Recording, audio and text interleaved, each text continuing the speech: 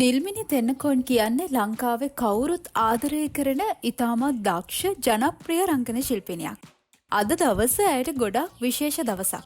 ඒකට හේතුව තමයි අද තමයි ඇයගේ උපන්දිනය. නිල්මිනීගේ මුළු ලෝකෙම ඇයගේ ආදරණීය දුව කියලා ඕනම කෙනෙක් දන්නවනේ. මේ වෙනකොට ඇයගේ දුව ඉන්නේ විදේශගත වෙලා. ඉතින් විදේශගත වෙලා ඉන්න ශ්වේත බලන්න ඔන්න නිල්මිනිත් ගිහිල්ලා.